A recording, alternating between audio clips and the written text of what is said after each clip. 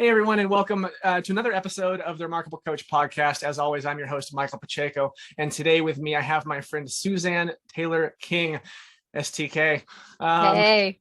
Hey, STK, hey. Suzanne is the entrepreneur's secret weapon mental performance coach, guiding extraordinary people to even greater things. Suzanne, welcome to the Remarkable Coach. Oh, I'm so excited to be here. Thanks for having me. Appreciate you. You bet. I appreciate you making time to join us on here. I think this will be fun. I always open up the podcast by simply inviting our guest to tell us a little bit more about yourself in your own words and why and what got you into coaching. Well, it was a long journey to get to mental performance coaching. I had to do a lot of work on myself. I started out as a health coach, fitness coach, coaching athletes and performers, teaching fitness classes. Before that, I was a dental hygienist for 20 years. And what I loved about being a dental hygienist was the interpersonal relationships, the building rapport, knowing my patients. I worked at the same office for 15 years. And being able to translate that into having my own business, which I've done numerous times in my life, but realizing that it was the building relationships, getting to know people that was actually going to fuel my coaching practice. That took a little bit of understanding in the first couple years, but it's really one of my favorite things about what I do. Nice. I love it. Tell us a little bit about your clients. Who are your clients exactly? Entrepreneurs, mostly. I love entrepreneurs who call their business a practice. So doctors, dentists, chiropractors, other coaches. And most recently, I'd say within the past year or two, I've discovered that coaches who are at a point in their career or therapists turned coaches really have a spot for me to really zone in on their special combination of what they do. And I have this way of pulling that genius out of them and wording it in such a way that they feel more confident about what they do. Okay, nice. So, two-part question. How do you pull out the genius? And number two is when you said wording it so that they feel more confident about it. What does that look like? Okay. So first part, how do I do it? It's a combination of emotional intelligence and deep knowing of yourself. So I think first, you really have to know yourself as a person in order to know how you affect change in other people. You could follow a program or one of the entrepreneurial operating systems, read a book, coach from that perspective. But until you really know yourself, your trauma, your journey, your hardships, your failures, and explore those and the lessons you've learned, you can't really translate what's that unique thing that, Michael has that other people don't have. And, there's something called timeline therapy that I was taught years ago when I was doing nutrition coaching. And, it's an NLP practice, right? It is. Yeah. It is. And I organically started using it in my nutrition practice before I even studied NLP, and realized very quickly that you could take someone's experiences that they've had throughout their life and translate that into what's their secret sauce. Is it resilience? Is it grit? Is it bouncing back better? Is it maybe they have a knack for networking or speaking that they really didn't realize they had? But you really have to go and explore all of those things in your life. And it's not about dredging up the past, but it's about looking at it objectively with that third party, me, kind of overhead view of it. And I remember when it was done with me, and I said, wow, I, I never knew that I was resilient. Mhm. But now that you say it and you talk to me about all the events where I was resilient, showed resilience, that's amazing to feel on the inside. Like, wow, that's a word I can use to describe me. Yeah, And I love watching the magic that happens when people get that. that's awesome. Um, gosh, I mean, what sort of changes have you seen in your clients when Mm, you walk them through this process of, let's call it self-discovery, and mhm. and they, and the light bulb turns on, right? The light bulb turns on. What I, happens? I mean, the number one thing, if you realize that IQ is pretty much fixed, if you test somebody's IQ at 10, 20, 30, it's going to be relatively the same number within 5 or 10 points. But EQ, your emotional intelligence, and your PQ, I call it your positive psychology intelligence, Mm, those aren't fixed. You can learn them, coach them, realize them, and have them grow. mm-hmm. So the first thing that happens is people start to see my clients as smarter, Mm-hmm. better leaders. Mm-hmm. They become a magnet for other people. More relatable. Yeah. Yeah, it's almost like a different level of confidence in who you are as a person. Mm-hmm. And I think that's my favorite thing. And you know, of course, making more money happens because you're more confident with what you're doing. You're able to sell your transformation or your product or your service. Like I've worked with some financial advisors who were insecure in their networking, their message, and authentically connecting with other people. And you Mm-hmm. fix that, it fixes your lead gen. You don't have to go hire a lead generator, Mm-hmm. to message people on LinkedIn because people are attracted to you as a person. So I love that. Um, and It's almost like a lead domino. If you can yeah. get them through that process of self-discovery, right? That first Mhm. domino falls over, and the other ones are going to kind of naturally fall over as well. Yeah. Yeah. And you have to be willing to do the work. Mm-hmm. My most recent client hired me to help her with her business. Mm-hmm. I've been an entrepreneur for 30 years. She saw that. She heard me speak at an event. We had a call. She said, I want to do this, this, and this with my business. And I said, awesome. I've done that for hundreds of businesses. I'm going to send you some frameworks, some paperwork to fill out. And we had 2 sessions and I heard some self sabotage. I heard, and this is deep listening and really talking to someone. And I said, and she was like, yes, always happens. I've hired 4 other business coaches and they haven't been able to get me past this. Mm-hmm. And I said, what if we take a step back with the business coaching and work on you for the next 6 weeks and work on your emotional intelligence and your reactionary thinking? Mm-hmm. She was like, oh my God, yes, yes. And so I already had the client Mm-hmm. for this over here, Mm-hmm. but realizing she needed something totally different after Mm-hmm. getting to know her, Sure. that, I don't know, what's that saying that's like, sell the client what they want, but give them what they need? It sounds like you were hired to treat a symptom, Yes. and you saw an opportunity to treat the disease. Yeah, that's what it feels like Not that sometimes. not to Um, say that her personality would have the disease, right? But it's yeah, it's not a perfect metaphor. right, but close.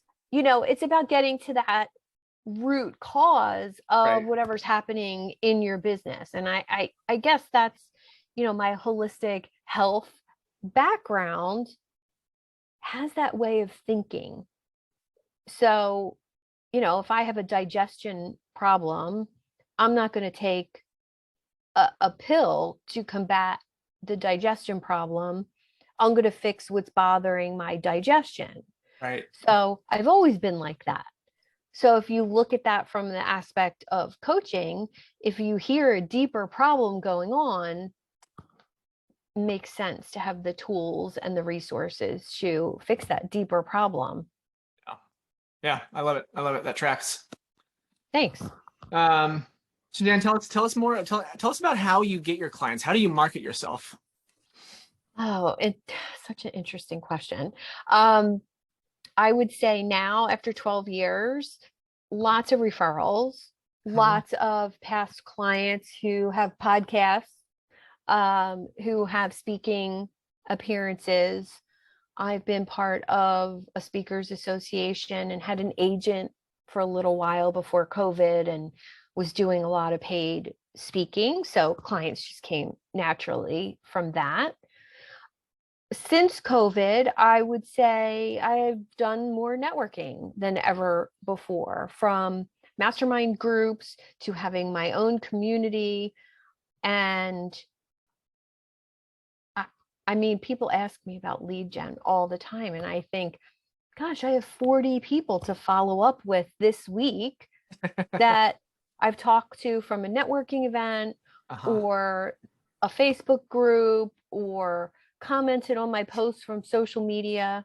And I literally just make a list of the people every Friday and I follow up on Monday.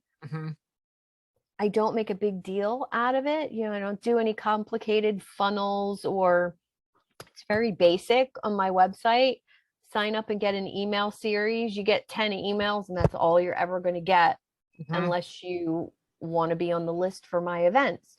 You got to sign up again. I'd rather have a really small list of super engaged people rather than, 8,000 people who never open my emails. Sure. I love it. And if I may say so, it's an interesting way to do it. I would argue that it's a little bit counterintuitive, right? Because when COVID came, it in many ways, right, it made networking much more difficult.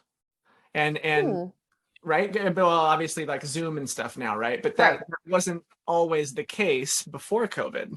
Before COVID, I think that networking was thought of as more of an in-person thing, right? And it was definitely. And I think a lot of people pivoted away from networking when COVID happened and into things like funnels, social media, and so forth. So it's interesting. What made you think to pivot into networking at that time?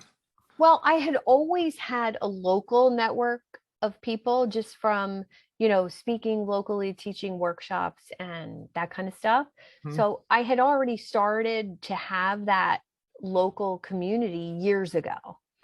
And when I came on to social media, I connected with those local people on social media. So that's how I started.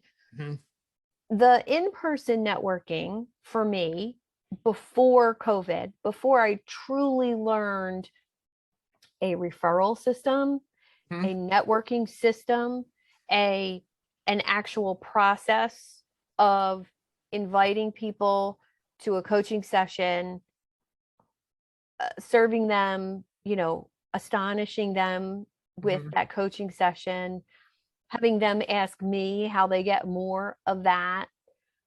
I like that method of sales. Yeah. I never did that when I was networking in person. It was kind of like those business cards, like, oh, here's mine, here's yours, here's mine, here's yours. And I would come home with this stack of cards. And then what? And I would send an email. It's nice to meet you, blah, blah, blah. Here's my, LinkedIn profile. Here's my Facebook group. Quick question. What's when you're typing that out in the email? How do you type out that onomatopoeia? Blah blah blah. Yeah. Yada yada yada. Right.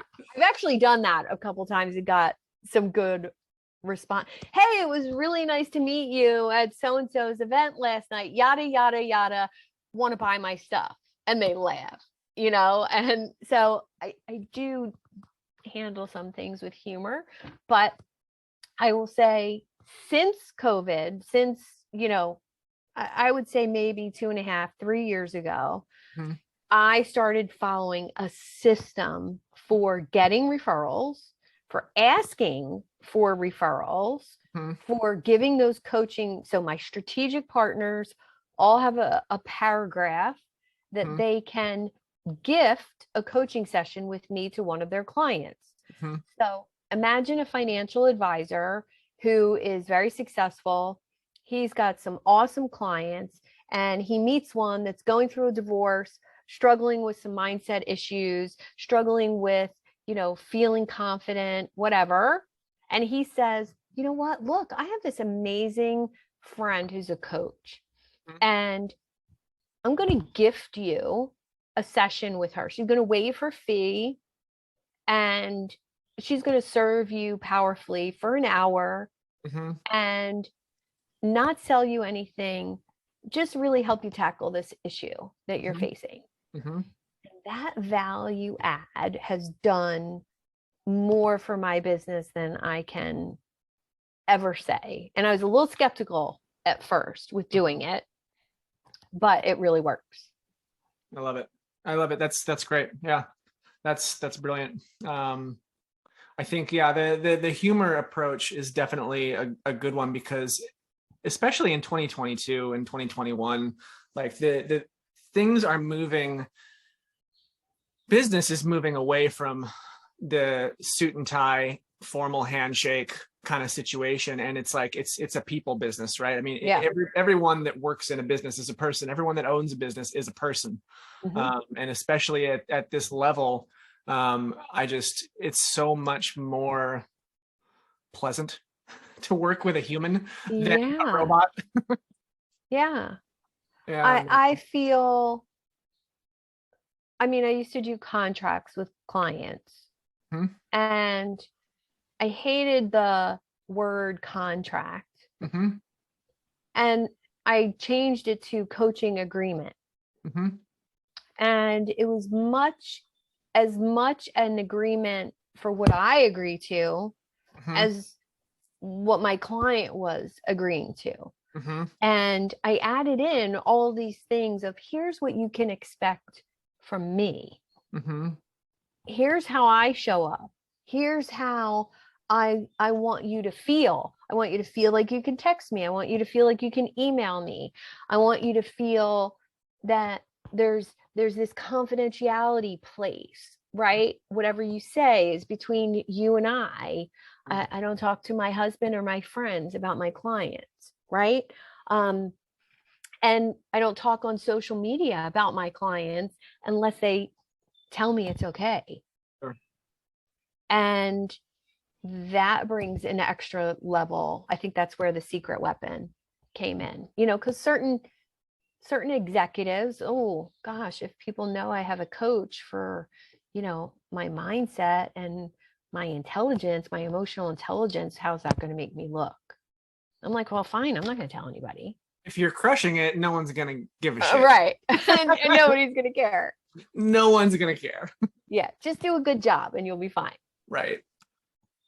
That's awesome. What does a typical engagement with you look like? Again, no contract, a coaching agreement, and we typically agree on a time frame. I work with people anywhere from 8 weeks, 12 weeks to a whole year. It really depends on the scope of what they want to do. And if you were to do everything I offer, it could be a 3-year engagement. But I feel like a lot of people come to me and don't need everything. So everything I do is custom, hence the name of my company, Tailored Coaching. I don't really follow a program and an outline for people. It's custom based on what they need. Nice. What's your talk a little bit more about we'll talk a little bit more about that. What does custom coaching look like? Let's talk about the beginning of an engagement. You've signed a coaching agreement. The client has signed a coaching agreement. You guys are on the same page. You walk into the same room together for the first or second time, or the same Zoom room, whatever it is. What does that beginning part look like, where you're trying to figure out, like, who is this person? What do they want? What do they need? And how can I best serve them based on, my potential 3 years of services that we could do? Where do I begin? Well, I think it's really important to know where they want to go. And, goals, of course, are, what would make you feel like this was a successful conversation? I say that often. It's one conversation at a time. What would make you feel like today was a meaningful or successful conversation? And I think I know my clients so well by the first or second, third session, based on the assessments, the intake information that I have. And I think my questions tend to be thought-provoking enough that it helps them reevaluate where they want to go. But typically we start with the 3 principles of thought. How are they currently thinking and operating? What's that system they're operating from? Are they moving towards pleasure or away from pain? And how are they thinking about their everyday life and business? And if they're thinking from the inside out, gosh, we're ahead of the game. But if they're not, if the outside world is creating the inner reality, that's where we start. I like that. You said something that I've heard before from a number of my own coaches: towards pleasure versus away from pain. I think understanding that is so important. Can you talk a little bit about that, and how your approach will differ based on and whether they're moving toward pleasure or away from pain, or both? Well, I think when how someone else operates, like what is going to be motivating for one person might not be motivating for someone else. So I think it's important, now me personally, I move towards pleasure. So for me, if I have a weight loss goal or a fitness goal or a money goal, I reward myself, when I reach that goal, with something amazing. Period. That's what motivates me. That's what keeps me moving forward towards those goals. Now, if I have a client who moves away from, this doesn't feel good, I'm not making enough money, I'm struggling, I'm in lack, and they want to move away from that, I honestly, I try to get them to see my view of motivation, to see the pleasure. Yes, you're moving away from pain, but can we talk about where you're moving to? Right. And that's something positive psychology brings to the table, which I love. And that was an awesome distinction for me when I was learning about the principles, is that traditional psychology, the diagnosis book of, mental illnesses is like this thick, of all the different choices. And traditional psychology is about reliving those painful experiences and analyzing them and going over them, and horrible, right? Like all you do is stay stuck in the past and try to think about it differently in the present. And positive psychology suggests leaving that behind and looking towards the future. And that resonated with me because obviously how I'm motivated. I'm motivated towards pleasure. So obviously moving towards the future made sense to me. And I think coaching somebody around those ideas, when they get it, when they see that those things that happened 2 years ago, 5 years ago, 25, 35 years ago, really have no bearing right here, right now. Mm-hmm. They're only having a bearing because you're still thinking about them. Mm-hmm. So rewiring the neurons to think about stuff from the future becomes an important play there. Yes. Yeah. I want to pivot to something a little bit different. You mentioned the DSM, the Diagnostic and Statistics Manual of Psychological Disorders, something like that. The DSM. DSM 2 or 3 or 4. looking behind you, you've got a couple books, 1 or 2, in your shelves back there. Would you just share with us, let's say, 3 of your favorite books that have made the most impact on your life? Oh my God, yes. So this shelf right here, and this is kind of cool how I can point to these. I'm really loving this right now. So this is the positive psychology shelf, all the big ones. You know, Martin Seligman, Flourish, Grit, Resilience, all of those books. And as we move over this way, we get a little more towards the health and wellness side of me, you know, from cookbooks to wellness to every different diet and meal plan you could possibly imagine. This shelf right here is the to read shelf. It's a little full right now, so that's how I gauge I'm not allowed to buy any more books. But three books came today. A client told me about this one, Hook Point. That's a great one. That's a great one. Very excited to read that. And one of the networking groups I'm in, the owner of the group wrote a book. So of course I had to order that book. So I typically have 4 or 5 going at a time. My favorites, Prosperous Coach by Rich Litvin, Steve Chandler. I lived that philosophy and lived it before I read the book. So it was like coming home gold to me. And Atomic Habits, James Clear. Essentialism, Greg McGowan.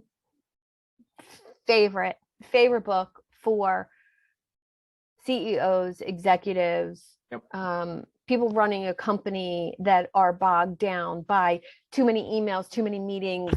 Like, let's get to essentialism. And let's see.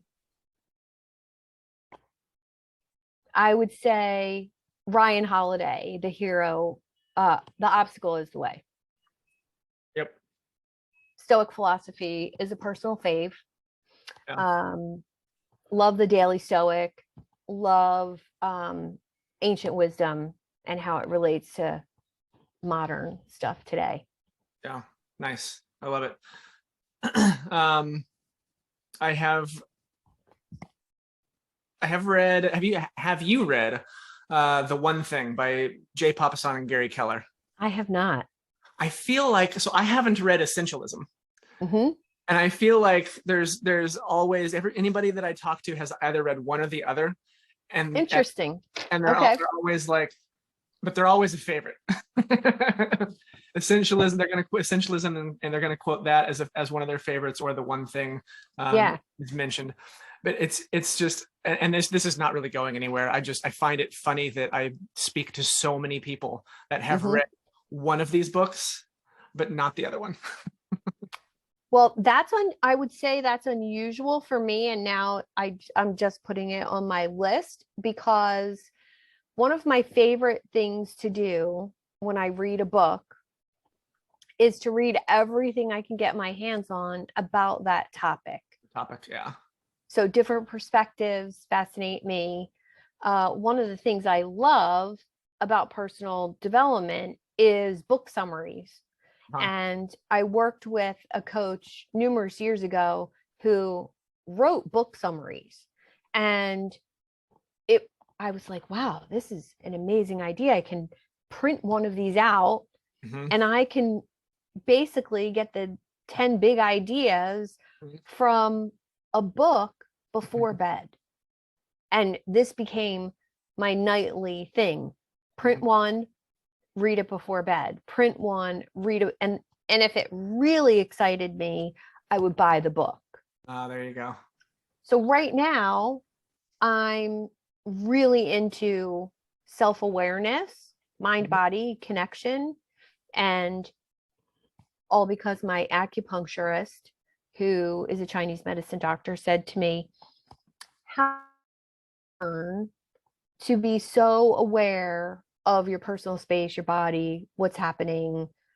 And I said, oh, I don't know. Maybe it could be emotional intelligence. It could be teaching exercise classes for so many years, being spatially aware of myself. And she said, no, I mean aware of what's happening in your body. I said, oh, I don't know.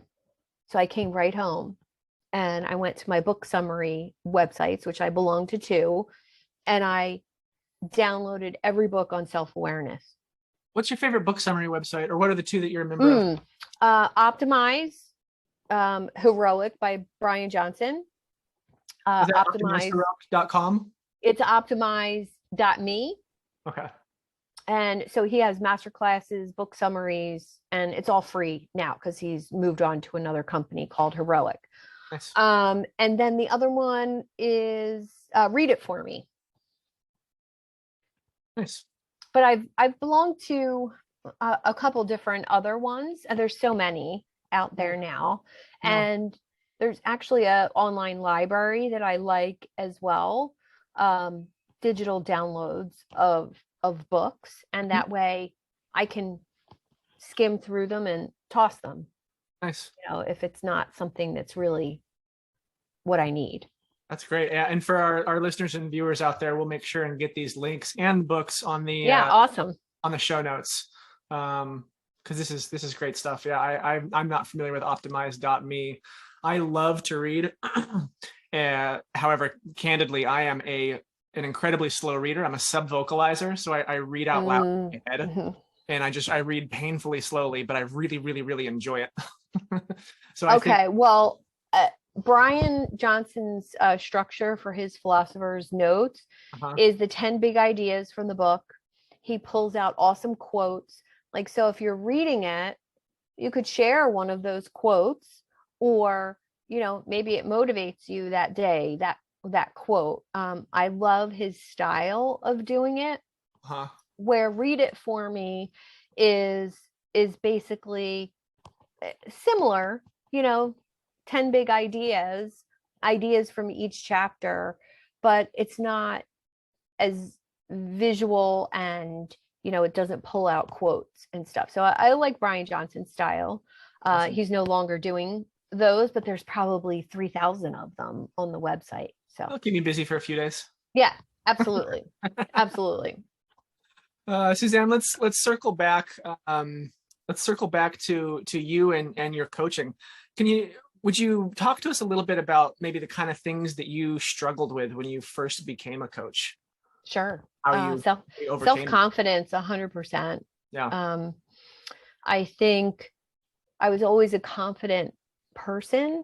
Like if you ask somebody from high school about me, she was confident. She was secure in herself.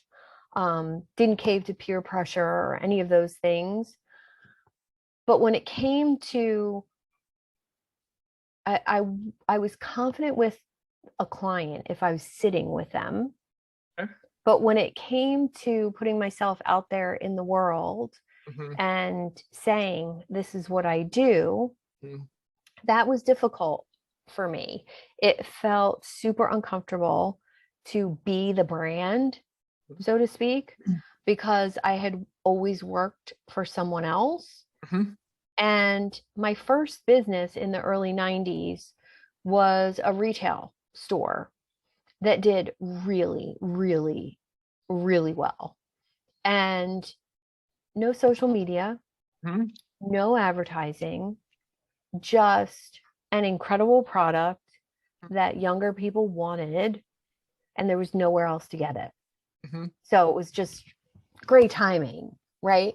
Yeah. And I was kind of the face of the business because I was there, but it wasn't public. It wasn't like on a billboard. It wasn't like social media is. And since, my generation didn't grow up with that, I would say that's the biggest struggle for newer coaches who are over 40, 45. It's kind of like a weird thing to be putting your face on your website and pictures of you. And yeah. Yep. So when you say, excuse me, when you say putting yourself out there in the world and being the brand, specifically, are you talking about marketing, or are you talking about like sales, having sales conversations? And all of it. The whole all of it. Oh yeah. The I think the putting myself out there, photos and that kind of stuff was easier. That came first. Yeah. And then sales for me, it always felt easier, and still sometimes does. Okay.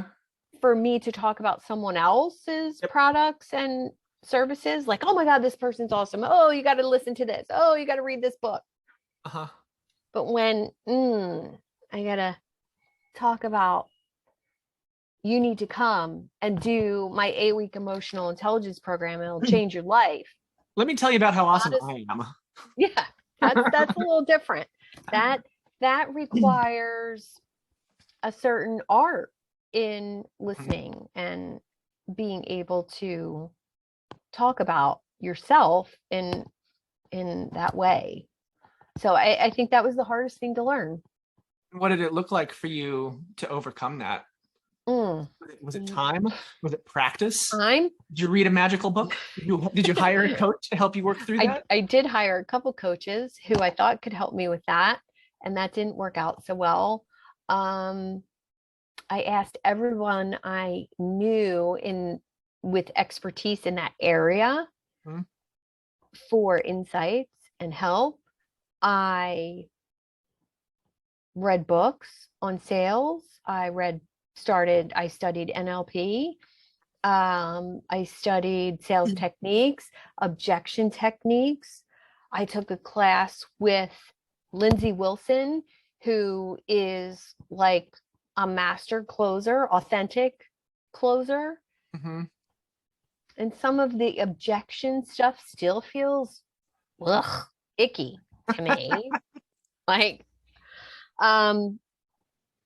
so I would say it's always a work in progress. You tried a bunch of different stuff. And, yeah. Yeah. So you're the picture of Angela Duckworth's grit. Yeah. Just keep working at it.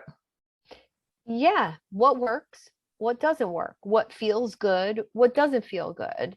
And because I'm one of those people who's feeling led, extroverted, intuitive, and led by my feelings, and I don't like following the same process every single time. That gets boring for me. So I do try different things. And I think being intuitive allows me to do it one way for this client and do it another way for this client. Yeah. And it works. I like it. Tell us about some of your big wins that you've had with your clients. My favorite one is somebody I've known for a long time. About 4 years ago, I saw what he was doing on social media, and I ran into him at Starbucks Hmm. and we ended up sitting down and chatting. And I said, so amazing Facebook group you have. I think he had 5,000 people in his group at that Wow. time. And I said, are you monetizing it? And he sunk down. He was like, no, no. I said, no shame. I'm just asking. And he's like, I really want to. And I said, you want to? And he said, yes. And I said, I could help you do that. And he said, well, I'm not making any money. I'm retired. I'm not making any money. And I said, okay, well, if you really want to do it, I'll help you for 3 months. And at the end of the 3 months, you'll be making money if you do what I say, Mhm. and you can start paying me. And he was like, really? I said, well, I love what you do and I love your business and I believe in you. And I don't do this all the time, but I think you could have a book deal and a podcast and a membership community. Mhm. And he was like, I'm in. And now he has all those things. Nice. Yeah. That's awesome. And I think because I knew him and was comfortable with him, I was totally open with sharing the vision that I saw Hmm. and saying, hey, if you see this too, if this is like, you know, divine intervention, like you see it, I see it, I can help you create it, Hmm. let's do it. Hmm. And that was the first time I ever trusted that kind of internal compass that said, oh, you see this for this person. Hmm. Ask them if that's part of their vision. Hmm. Nice. Yeah, that's amazing. That's great. And then I think my other favorite part is introducing people. Mhm. Um, You do love Connect. that. I I can, do love that. I can confirm. Yeah, I do love that. When I was a dental hygienist, I actually introduced two of my patients, and they're now married with 4 children. So, Wow. I do kind of have a knack for um, knowing people and knowing who would fit together. So, You my celebrate their anniversary with no, them? no, Do you show up and with a champagne and be like, let's go, guys, here we go. that would be fun. That would be fun. I did run into them um, at the swim club here in my hometown when my son was little, and my son was like 3, maybe 4, and the husband saw me and he was like, oh my god, I have you to thank for my entire life. And I was like, no, I just scheduled your appointments one after the other. You did the rest. That's hilarious. I love it. Yeah. Oh, that's brilliant. Yeah, so I love doing that. And I think the real win when you're a coach, no matter what type of coach you are, is seeing your clients become who they want to be, whether it's a business goal, a weight loss goal, or a relationship goal. Some of my clients end up you know working with me and they're single when we start working together, Mhm. and I happen to say, are you interested in meeting somebody or having a relationship? And they say, well, yeah, it's not really working for me or whatever. Mhm. And I say, can I share a story about what worked for me when I was looking for a relationship? Sure. And I give them, hey, I wrote down everything I wanted on a Mhm. piece of paper. I want this and this and this and this.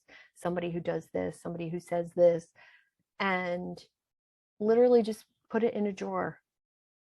But every time I went on a date or I met someone, that was the standard.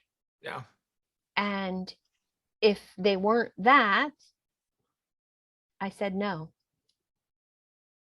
And to see somebody take action on that and be proactive with it, who's only 27, and he's now dating somebody who is his whole list. Mm-hmm. That's cool. Yeah. I feel motherly when something like that happens. That's great. I think, I mean, if I may, I want to share a short story. So Yeah. my wife and I, this is similar, but a little bit of a tangent. So we were married already, and we were wanting to move, buy a house, buy some property. We sat down at our kitchen table and wrote down our perfect ideal day, and how that went in with where we lived, and like all that stuff. And it took about 9 months for us to close on about 30 acres up in the Washington State Cascade Mountains. We built a 3-story house during COVID. We're completely off grid. We have solar power and a generator. Like, this is like it all just like it's stacking up.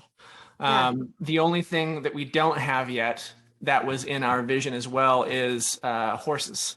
And we're working on making that happen. We've got the space for it. We just need to build out pasture, put up fencing, and that kind of stuff.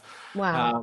But the power of taking time to write down with, and specifically, I think for me, works with pen and paper as opposed to typing it out. Me too.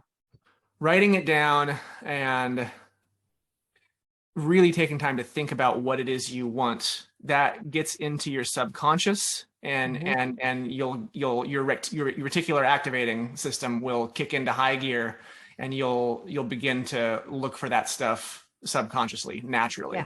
Yeah. There's a book called The MacGyver Method by the guy who was the screenwriter for MacGyver, the old TV show.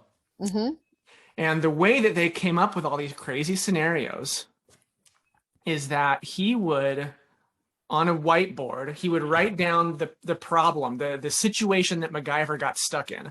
And then he'd take off for the afternoon. And he'd go and he'd, go for a walk, he'd go have lunch, he'd go play miniature golf, whatever it was he did. And then the solution would come to him. Yeah. Because he'd written down the problem and his subconscious was processing. And he walked away from the desk. He walked away from the situation. And then he's like, for me, like every time I'd come back to the office and like the answer would come to me. That's amazing. And that's how, I mean, if you ever watched MacGyver, like there's some weird situations in there, and you're thinking to yourself as you're watching it, how the heck is he going to get himself out of this one? I used to love that show. Yeah. And it takes some creative writing to come up with that stuff. And so that was the same way he did it. And it works. I think it speaks to how it works for any facet of your life, whether it's relationships, whether it's, buying a house, your perfect average day, whatever it is. Well, I think that that's one of those tools that, as a coach, if you have those tools and you're aware of those tools, whether it's, something like that, or just a book, or a habit, or a productivity hack, or how about a supplement that helps your client sleep better so that they focus better during the day, right? It could be something as simple as that. And having those tools to help guide the process of transformation is so rewarding, but it also makes you realize that you can do that for yourself. Like, so if I have access to these tools for my clients, well, I need to use those tools for myself, maybe even more so. And I'm recommending them, right? And I think that's been really big for my growth in my business, my growth as a person, realizing that if I do the things I recommend and I walk that digital minimalist lifestyle and don't give in, don't check email more than once a day, Mhm. then I'm in integrity with asking my clients to do the same. Right. So sometimes it's hard to fill those shoes, Mhm. but it's important for me as a person to not ask my clients to do something that I'm not willing to do myself. Yeah, I mean that's a fundamental aspect of leadership, right? And as a I coach, guess. I guess. you're the leader in that relationship at least. Hmm. Um, so yeah, I mean it's super important, right? No one wants to hear "do as I say, not as I do." I heard that. I heard that the whole time I was growing up. But hey, Right? in my timeline, I got past that. Yeah. Yeah. Absolutely. Absolutely. Suzanne, I want to be respectful of your time. We're coming up at the end of the hour here. I want to thank you so much for taking the time to hang out with me and have this conversation. Is there anything that you would like to chat about that we haven't touched on yet before we kind of wrap things Um, up? well, I just want to say I love the conversations that you're having and pulling out of people. I think it's important for coaches to hear other coaches, and I just think that's so valuable. And if I had had more of that in the beginning, it would have cut my learning curve. So thanks for doing what you do. Thank you. Suzanne, you have a community and a newsletter. Can you Mhm. tell us about those for those listening? Sure. I have a community of entrepreneurs called the Idea Lab for Entrepreneurs. It's on my website, SuzanneTaylorKing.com. You'll see a tab for the Idea Lab. Welcome entrepreneurs of all shapes, sizes, verticals, you name it. And it just launched. I took it off Facebook and into its own platform June 1st. Nice. So I'm migrating people on an off social platform without algorithms, which is really fun. And I have a sub community within that for coaches. So any coaches listening, uh, I love having these conversations. So love to have you. Awesome. And Suzanne, where can people connect with you on the interwebs and Well, social? my website has all the goodies and all the email courses that are free on there, some great resources for entrepreneurs. And then LinkedIn is my social media platform of choice. Suzanne Taylor King on LinkedIn, and I'm open to connecting if you're providing value to people. I love supporting entrepreneurs on social media, and that's where I provide my best content. So my newsletter goes there. um, I post pretty much every day something in the realms of leadership, emotional intelligence, that kind of stuff. Awesome. I love it. Suzanne Thank Taylor you. King, STK, thank you so much for joining us on the Remarkable Coach podcast. I appreciate your time. Thank you. Thanks for having me. And thank you to our listeners and viewers for joining us as well. We'll see you guys next time. Cheers.